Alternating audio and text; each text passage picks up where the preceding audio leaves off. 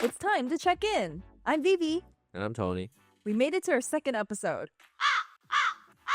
You're supposed to say something. Yay! Wow, that was nice. That sounded so happy, Tony. Yeah, it's time to check in once again. Since we talked about how we planned our honeymoon on our first episode, let's talk about our first destination, Singapore. Let's start by talking about how we arrived to Singapore. We first booked and planned to fly in to Singapore directly from SFO, so it was a non-stop flight. We just had to fly premium economy. We actually went through a very tiring work week and we just hopped on a plane to begin our honeymoon. There was no breaks, no preparation. Our 16-hour flight was our time for us to rest up, and we maximized our rest by sitting in a very comfortable premium economy seats with good food that we selected and very well worth it. Yeah, and we got it with points from our credit card. Initially wanted to try doing business class, but given the whole point transferring part and also Singapore Airlines, which we selected to ride the direct flight, didn't really have purchase by points business class available. So we opted for the second best option, premium economy. Well, I think they just straight up ran out of seats, honestly. Yeah, I guess because we were flying out in May, probably that's like a more popular time to go. Yeah, when we land in Singapore, we land in the world's nicest and one of the biggest airports, Changi Airport. It was beautiful. And we arrived at 5 a.m. It was pitch black. It was pitch black inside the jewel of Changi where there's supposed to be a water display, a water fountain? Waterfall, literally an indoor waterfall, surrounded by a very beautiful view. There had trees and shrubs planted around in a circle around the jewel. It was pretty much a greenhouse. Yeah, it felt like one of those ecosystems in Zootopia when you're watching the little rabbit ride into the city from her farm. It had that feel in there. I literally had Shakira playing in my head while I was looking at that view. Man, but it was really dark. I was kind of bummed initially that the waterfall wasn't on, but I kind of knew that going in because we were arriving at 5 a.m. But I knew I would have another chance to look at the waterfall when we had left to go and fly to Bali. So I was like, okay, I'll hold that. But actually in the dark, it was quite nice. There was nobody there. So that is super rare because when we ended up seeing it for the second time where the waterfall was active, there was a bunch of people. Just getting a photo there was hard. But in the pitch black and 5 a.m., no one was there. It was quite peaceful. We did sit for a little bit because we're like, let's take this all in. We're finally in Singapore. It was actually quite warm in there already. It was pretty warm, actually. Singapore is projected to be low 28 degrees Celsius to 30 degrees Celsius, which if we translate it to American degrees, is probably 80s to 90s with a good side of humidity in there. So it was going to be uncomfortable. When we planned this trip, I was telling Vivian, hey, Vivi, this is going to be a nice, hot, and musty trip. Brace yourself. Dress comfortably, please. Yeah, I bought a bunch of nice sport bras to go bring on this trip because I just knew going in that I'd be sweating all the time and I needed to at least not feel sticky and pissed off at you because I was hot. You know, I planned ahead for that part, but the weather, we had heard from the locals that the time that we went in mid-May was actually quite comfortable. Of course, it's tropical weather. It'll rain here and there, but it's like flash rain, not all day kind of rain. And it wasn't really like raining super hard either. But I would say it was warm. It was definitely warmer than what we're used to in San Francisco. But, you know, we're just spoiled. Yeah, we are super spoiled because of that. And I just felt in the morning when we had exited the airport, the sun hadn't even risen yet. So I felt, oh, this isn't too bad. It was humid though. It was still okay. And then until the sun got up, we were walking on the street quite often. Dude, I felt hot. That's expected if we're walking around in Singapore. If you would imagine, Singapore is like being on two ends of the AC. If you're indoors, you're getting the nice comfort and cool, dry air of AC. But once you leave to be outside the building, it feels like you're constantly being blasted by the exhaust of the AC. So it's just hot and musty and AC air just blowing straight in your face. Yeah, but I actually felt that because Singapore had high rises, at least you'll get some shade. It's not like, you know, the sun is right on top of you and you're just like dying under it. I felt like it was still bearable. And like you said, there is AC buildings, minus the places where you get some food. The hawker centers do not have AC. That definitely was kind of a shocker to me. But weather-wise, with the 2-3 days that we were there for, it was actually okay. Did you remember your weather app actually? When I looked at my weather app, it just always show a thunderstorm icon. Yeah. It was constantly the same for your phone as well? Yeah, but only for those few hours. It only rained a little bit though. It wasn't that bad. Every single day it shows thunderstorm, thunderstorm, thunderstorm, thunderstorm, thunderstorm. And there's a probability, it's always like 30%. If it's in our local area in California, 30% means you're expecting rain. A little bit here or there, but you're expecting rain. But in Singapore, it works a little differently. There was thunderstorm, we'll explain in the later portion during Marina Bay Sands, but it gave me a little bit of anxiety. I was like, oh, why is it thunderstorm every day in Singapore? Is it going to be bad weather? I kind of expected it because my friend had told me that, oh, it's going to rain here and there, but you don't really need to go and buy an umbrella. Just try to avoid it indoors. And it's only for a little bit. It's not even that bad. So that's the weather. We actually got it really good. But do you remember the first meal we had in Singapore? Yeah, just to give some background, I had planned for noodles for our first meal, and it was breakfast. It was like 7 or 8 a.m. in the morning, and I had seen this local noodle shop for prawn mee on TV. You watch television? Yeah, it was on a Korean variety show, Running Man. They all went there and ate the food there, and then they were saying that it was more local. But because it was on TV, of course, people know about it more now. But at the time we went, there was barely anybody there. It was not packed. And of course, like I mentioned, there was no AC. But I actually felt okay. We were eating a hot bowl of noodle soup. It did look very unassuming. And it had like shrimp in there, had pork in there. Wow, once I tasted the broth, I was surprised how flavorful that was. Yeah. The shrimp flavor in the broth and the shrimp itself, the topping, it made me wonder what I have been eating all these years in America. The shrimps just don't taste the same. It's so much more flavorful. We also had a lime juice. The lime juice was really refreshing. We thought it was just going to be a sour fest. Yeah, and it wasn't. It was actually very surprising. And I was really happy that we had went during a time where there was not much people and it was really just locals there. They were just getting up and going for breakfast. And it was great. I really wanted to try other things there, but I felt at the time one bowl of noodle soup for us was fine because we were planning to go and have other food later on in the day.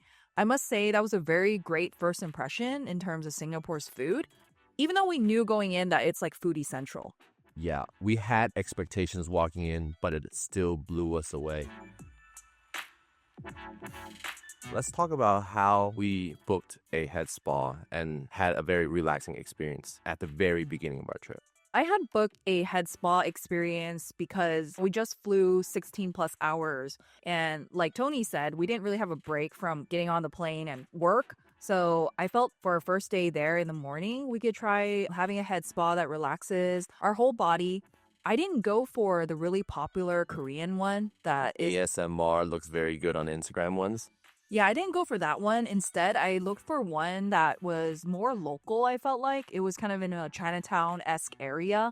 That spa actually focused more on like Chinese medicine, using that in hair washing. And also they had this bed where it kind of acts as acupuncture, but of course they're not poking you with needles. It was just this type of herbal medicine that they light up with fire and they put within the bed area and you kind of lay on top of it and the steam that comes up from it kind of acts as clearing your body and making your blood flow.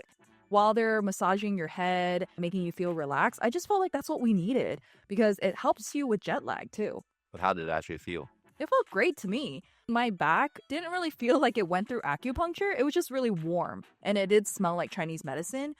In terms of the head massage and everything, it felt great. It was kind of surprising to see my own scalp super zoomed in and was told your scalp is kind of dry and whatnot. That wasn't surprising. We just literally were on a flight. I really enjoyed that head massage. And they even asked us if we wanted an eye massage. It's called bulging, which helps with blood flow in that area, loosens your eye muscles and the tension around it. And for us, we're not necessarily like having really good sleep on the flight. So I felt that that was amazing. It was like an eye lift. So didn't they sell me on it? I didn't know what they were talking about because they're speaking to me in Mandarin and I didn't understand it clearly. So I just said yes. They could have did an eye massage or have cut my liver out. I wouldn't have known, honestly. Thankfully, they did not do that. The place wasn't like a super nice spa. They did have their own room, but the overhead part, it wasn't covered. So I could actually hear Tony struggling with his Mandarin talking to the head spa person. It was funny because the person that helped me out, actually ended up speaking Cantonese. Tony and I actually are ABCs, and our family speaks Cantonese at home, which is why he struggles with Mandarin. But in Singapore, the main Chinese language there is Mandarin. So I actually had to struggle in my conversation with her a lot, and you just had a great crack at it while getting your head massaged. Did you enjoy the head massage? It felt different for me. I'd never been pampered like this before. The whole hair washing, I like it when someone washes my hair, just a nice scritch on it, felt really comfortable. But the steaming on my back, it felt like they were cooking me alive. You're kind of sensitive. And also the room was kind of small, and my leg was literally kicking against the wall. Oh. And it wasn't even fully extended. Oh, because the bed was a little bit too short for you. Yes. Okay, so I guess our experience was slightly different, but I feel like Tony did enjoy it. You just said you barely get pampered, so that was kind of your opportunity. Yeah, speaking of pampered, you want to talk about our foot massage? Yeah, before our head spa appointment, we had some time and, we really needed a place with AC. And I just wanted to sit down because I was tired already. It was just the morning, but I felt like my legs and just my body felt a little tired, probably because of jet lag as well. And in the same plaza of that head spa, there was a foot massage or body massage place. And I saw that we had like about 30 minutes left before our head spa appointment. So I walked in and I was like, hey, can we do a foot massage? And they were just ready. So we went in, and the guy that was helping Tony out, he was about to start massaging Tony's foot. And then he asked, do you want a pedicure? No. Just do a massage and I'm good. So you were really not interested at that point. No, I was just hoping to just get a massage. When you think about pedicure in the US, it's just really like foot soak, and then they clip your toenails, help you clean up the dead skin on your heels and the rest of your foot. With sandpaper or something, right? Oh, it's not really sandpaper, but yeah, it's a tool that kind of resembles it. It's not really that impressive, I would say. I don't want to share too much and make fun of you, but for a typical guy, because they don't put on lotion, you can imagine how cracked and dry their heel is. And because they don't regularly do pedicures. Or we don't do self-love, period. Yeah, so because he doesn't regularly go and do it, it's just very, wow. Still love you, though. I am so embarrassed. Yeah, this masseuse took a look at Tony's foot and he was like, oh, do you want a pedicure? And initially, Tony said he turned it down. He started to massage it, and then he asked again. He was, are you sure you don't want a pedicure? I really think your foot would do well with a pedicure. We ended up agreeing to it, and oh my goodness, when he started bringing out the tools. Dude was not doing a pedicure. He was going inside a tunnel, ready to mine some rocks or something off my feet. Yeah, so he brought out a light tool to put on his head. The helmet lights, you know? Yeah, except it wasn't a helmet, but pretty much it was wrapped around his forehead area, and there was a light shining down on Tony's foot. The room was kind of dark, so he did need some light to kind of see it more clearly, but he brought out like blades. Chisels, like something to slightly cut, like a little sickle looking like thing where you use to cut grass, scalping along the skin. It looks more like a surgery set than an actual, I'm just going to use sandpaper to scrub. No, that dude was going in. He just took the scalpel and just went cut on the skin.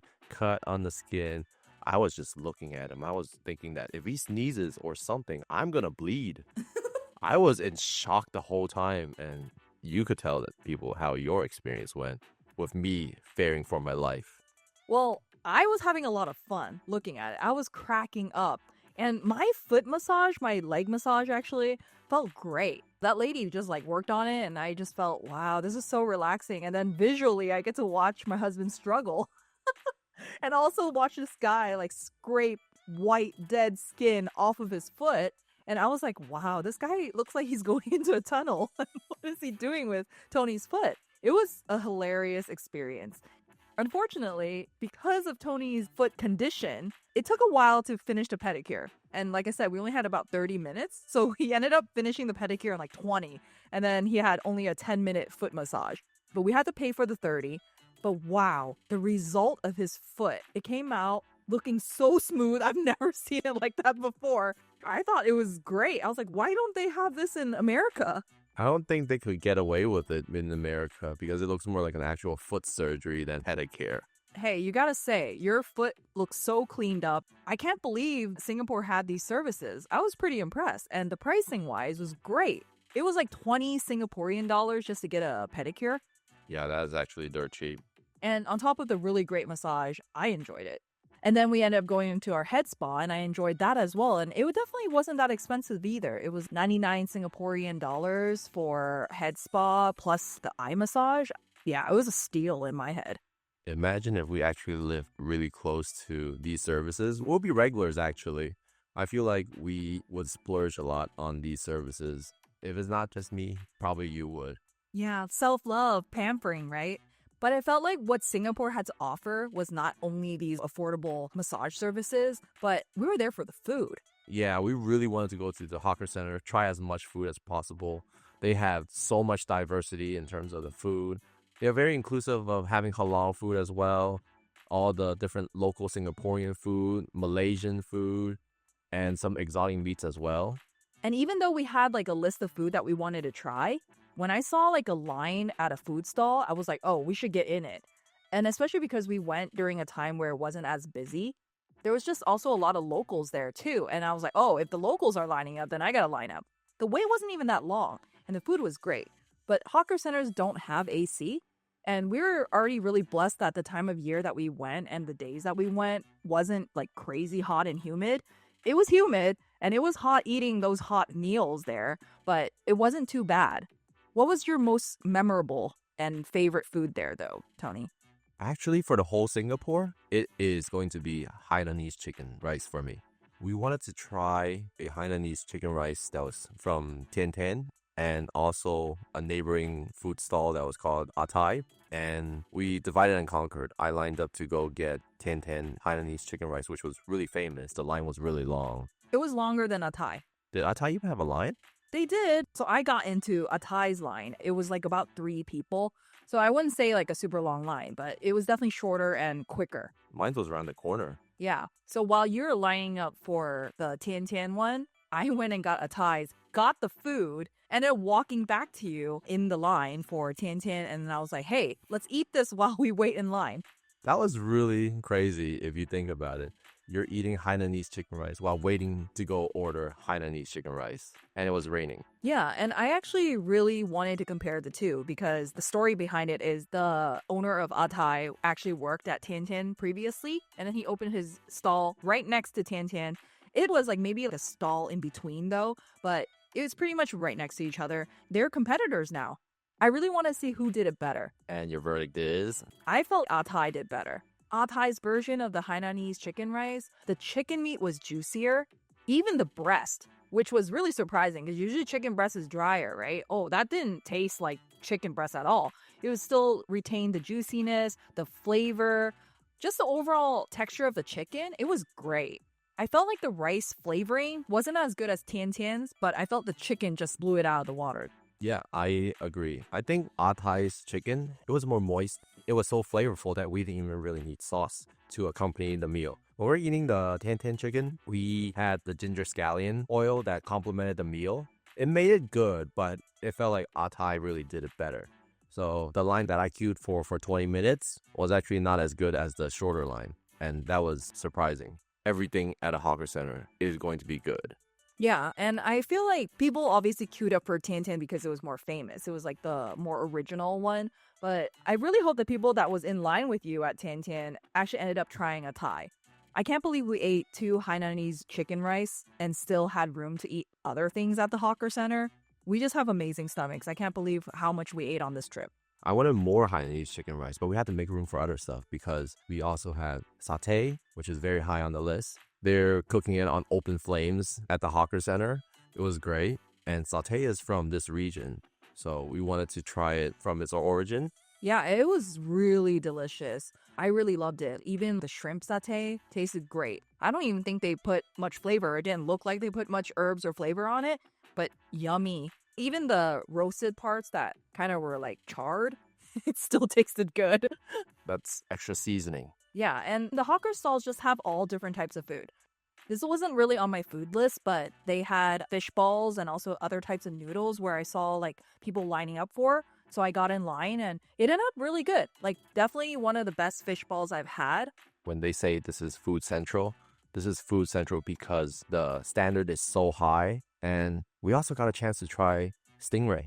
Yeah, that was good. The texture was something that I've never had before. Ladies and gentlemen, really sorry we're constantly using the word good, but it truly is very flavorful. The texture is unique. We'll try to use more adjectives to describe it, but in the shortest summary, it is very, very good. If you ever go to Singapore, hawker centers is like a one-stop shop cafeteria. And they also have so many different hawker centers throughout the city. There must be one near you. Unless you stay at the very far corners of Singapore, maybe not. Let's talk about the one thing I wanted you to try when you arrive to Singapore, Malaysia area. It is something that was on my bucket list. Not on mine. You know what? It is on mine, and I'm going to make sure it's on yours too. And what we're referring to is the king of fruits, denoted by almost everyone, the durian. Where do I barf? Do you not like durian? Never tried it as a kid. Never grew up eating it. No one in my family eats it. So no, I do not like durian. It smells really pungent. It's so strong. Like, I don't know what I'm smelling. It's like a mix between fart and gasoline. I was thinking it smelled more like a bag of trash, but that's when the durian is sitting out for too long.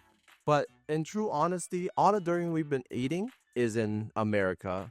They get shipped over from Southeast Asia. I'm pretty sure they're not shipping out the best to America too.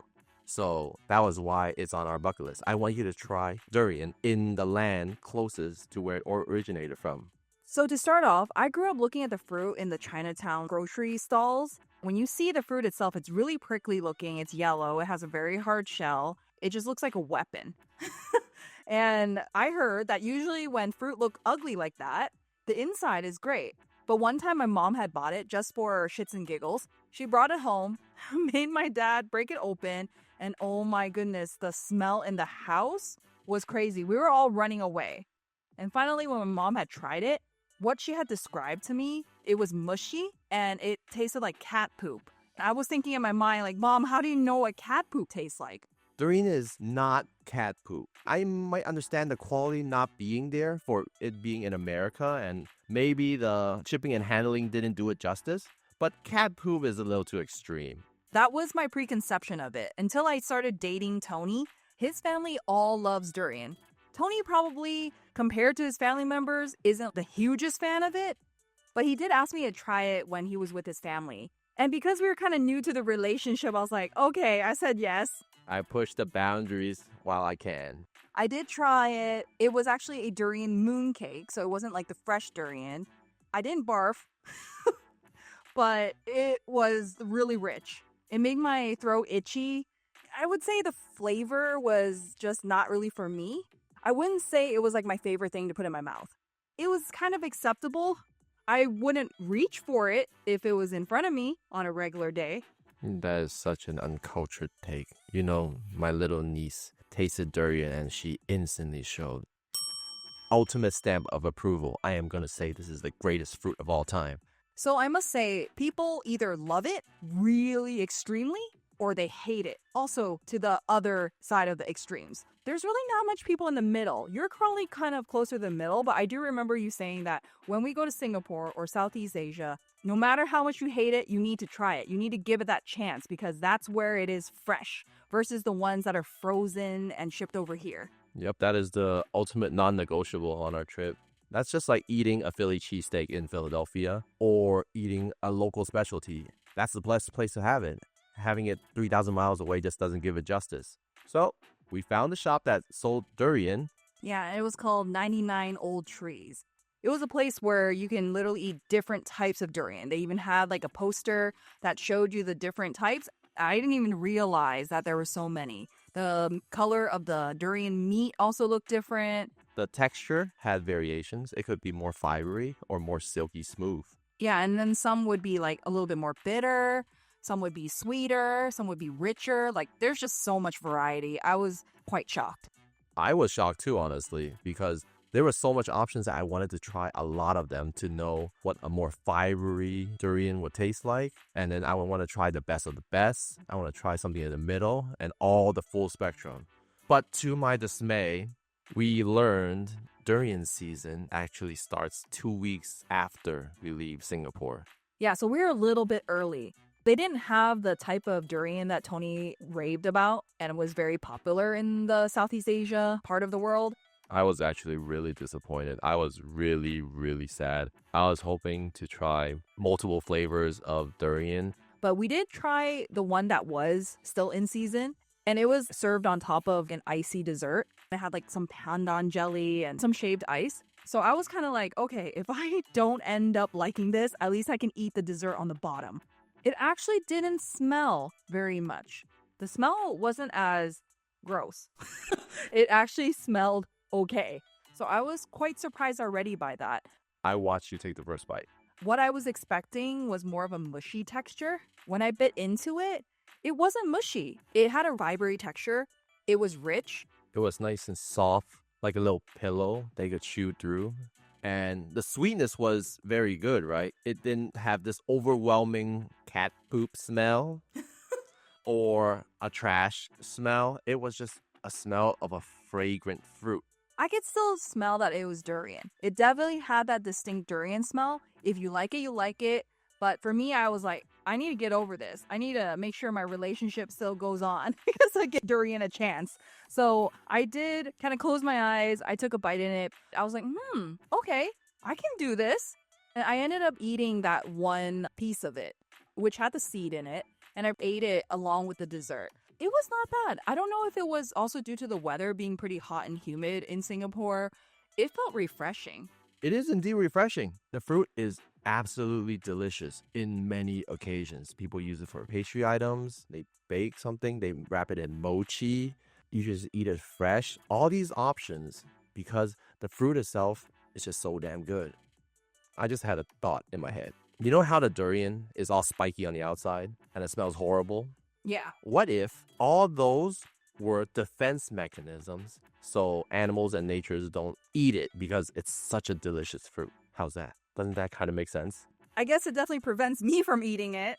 But once you understand and peel away these layers that it cocoons itself with and you try an actual fresh durian, isn't it so damn good? I wouldn't say those exact words, but I would say it's more acceptable. It's not as gross.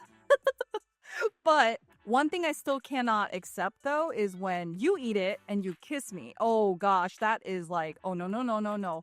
Please just brush your teeth before you do that. Because that lingering taste in your breath, I can't handle still. I can put it in my own mouth and eat it if it's fresh now. I don't think I would be too accepting of the ones that you can find in America if it's all mushy and stuff. I don't think I would like the texture. But the ones in Southeast Asia, if they are indeed, doesn't smell like fart or poop, whatever you want to call it, I definitely think I can eat it again. But the lingering smell in your mouth, I cannot do it. That's why they have a base of pandan and coconut jelly, this refreshing dessert for you to consume. So it's a very considerate dish that we had. I would eat it again. Yeah. Yes! But We did it! She has succumbed to the king of fruits. well, let's just say I would want to try the different types. And Yes! She said it! I didn't even have to convince her anymore. Next time we're going to Southeast Asia, you know what the hell we doing. like Tony said, he was pretty bummed that there wasn't that many options. There was just the one. And it was really just the mediocre type of option that was available. Mid-range, not mediocre, mid-range. Yeah, so if I enjoyed that, I guess likely I would enjoy the ones that are like top quality in your eyes. No, it's not in my eyes. It's judged in terms of how much fibriness you want in your durian meat and the sweetness level. It all varies. I only tried 2 or 3 variants. I am definitely open to trying at least 5 to 10 more just to get a spectrum of how different durian tastes. There's actually one durian on that poster that I saw at the store called Black Pearl. It was pretty dark meat. To me, if I first saw that, I didn't know that that was a variant of the durian. I would have thought that it molded or it went bad. It does look darker. It's not black per se, but it's, Oxidized kind of look, right? yeah. The name of it kind of intrigues me. And then the description of the flavor, it was saying like it's bitter but mildly sweet. It's fleshy, creamy, and fibrous texture, moderate flavor. There's definitely so many different variations of durian that is available in Southeast Asia that we haven't had a chance to try it. I'm actually salivating when we're talking about all these durians. We really need to try the best of the best one day. If you're interested in checking out the poster that lists all of the different variations of durian that's available in Singapore, visit our Instagram page, Time to Check In Pod. We're also going to be sharing some of the photos that we took on our honeymoon too. Add us on Time to Check In Pod. There's some things that we still haven't done in Singapore. I'm sure that we'll be back. It's a hub city. But the other food that Singapore had also really impressed me. Chili crab and kaya toast on our must-tries. Even laksa. Yeah, let's talk about chili crab. Chili crab itself, it was so rich in flavor. The sauce was delicious. They would just provide little buns, and then we would dip the bun into the sauce to eat it. Wow, the flavor just explodes in your mouth. We were kind of tired right before we had that meal, but once we had the meal, we just came back alive. I actually was feeling a little sick before we went and had chili crab at Jumbo. So it's right near the river, and we were initially going to go on the river cruise and then go for dinner. But because I was feeling slightly unwell, it's probably because we flew in at 5 a.m. We were already exploring the city the whole day. We didn't really have a rest time. And by dinner, it was around like 6 p.m. I think I was feeling a little nauseous because I was so tired already, and because of all the sweating as well. It does exhaust you a bit. But thank goodness Jumbo was able to give us a table indoors. So I was able to have AC while eating chili crab, and I really liked it. I don't eat crab as often, and Tony doesn't either, but we really enjoyed it. It was very fresh. The texture of the crab was very tender. The sauce that it was made out of was definitely different than what we've ever tried, and I really enjoyed it. I think that was the first place we got a plate of vegetables too. Yeah, and it was the type of greens that we can't find here in the US, and it was stir-fried with spices and stuff. Yeah, we made sure to immerse ourselves in the Singaporean local cuisine as much as possible. One of the things that I was recommended to try was the kaya toast, and we had tried it at 2 different places. It was yummy. Both places had a different spin to it. It was one of the best things I had. It was really simple and flavorful. I really liked the bread that they had. For one of the places that we went to, actually, we tried to order. We were a little indecisive. The owner of the store just ignored us and felt like you guys are wasting my time. Move on, next person in line, please. And afterwards, I realized they speak Cantonese. I was like, that's my language. Let me speak in the voice of my people. Man, everything went so smoothly when I was able to speak Cantonese. Yeah, that one was the better kaya toast place. It was Yaquan.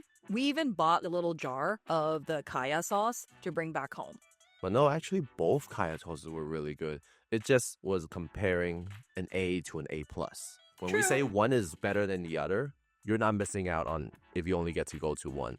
Yeah, and the last one I wanted to bring up was Hawker Chan. The world's cheapest Michelin star restaurant. Usually eating a Michelin star dish demands an arm and a leg in terms of pricing. But this time around, it seems very, very reasonable. Yeah, and they're very famous for their soy sauce chicken. That's the dish that ended up getting them the Michelin star. Even though by the time we went there last year, they had already lost the Michelin star for a few years. But given that they initially had it, and it was because of this dish that they are continuously serving, yeah, we definitely have to try it. It's soy sauce chicken. Yeah, that dish hits close to home. And we also ate it as we grew up. I was thinking in my mind, like, how did a soy sauce chicken dish get a Michelin star? That was kind of crazy in my mind because, you know, in San Francisco, it's very popular here and it's just sold in like any kind of Chinese restaurant in Chinatown. I didn't really think that there was anything amazing about it. You mean you didn't find anything amazing about this specific dish? As I grew up eating it, yes. I'll beg to differ because soy sauce chicken has always been a dish that is the house recipe for the marinade. And every place has their own finesse and take on it. The flavor could vary. The way how they poach the chicken really can make a very tough breast meat, or it could be very tender and juicy. So it's a dish that could deviate wildly from don't even want it on the table to being the centerpiece of a dining table. I think I might have some sort of bias because even though we're Chinese, I don't really like eating soy sauce. So that might be why I never found soy sauce chicken to be something that I really liked. I actually prefer the guai fei gai, which is the empress chicken. No soy sauce, still tastes like chicken. But Hawker Chan, they have landed themselves a Michelin star before, serving soy sauce chicken. We actually went to the hawker center that it was based in, but I don't know why we couldn't find it. We went outside and we're like, oh, There's like a restaurant version of it, and there was no line. We actually went there when they weren't open yet. So I was the first in line. And if you read online or like look at vlogs, they always have a super, super long line when it comes to their food stall. So I was super happy. I felt so accomplished that we were number one in line and we ended up going into the restaurant having their food. It was super solid. They had really great soy sauce chicken. For someone that doesn't really enjoy the soy sauce flavor, I know my ancestors are crying right now, but their soy sauce was definitely different than anything I've had growing up, and it's something that I wouldn't mind having again. Yeah, it was actually really unique. Soy sauce chicken is not the first thing that comes to mind when you think of Singaporean food, but the quality was really good. The chicken was really flavorful. The meat was very tender. The flavor was not overwhelming soy sauce. It was a nice balance between texture and the soy sauce flavor. It was not overly salty, nor was it overly sweet. It was a proper balance. Some who knows would say the chicken has a chicken flavor to it. And if you know, you know. But once you tried the chicken from Hawker Chan, you could tell the chicken had chicken flavor. And all the other dishes that we tried, amazing. Definitely recommend going to Singapore just to lay over for food. So I'm already drooling again, thinking about our experiences eating the food in Singapore and also looking back at the photos. I'm hungry. I think it's time for us to eat. And there's still some things that we want to share about Singapore that we can share about in the next episode. But before we do that, let's ask our listeners, have you been to Singapore? And if you have, what was your favorite food there? And if you haven't, would you ever want to visit? Let us know in the comments. So with that, it's time to check out. I'm Tony, I'm Vivi. and we'll see you on the next episode. Bye.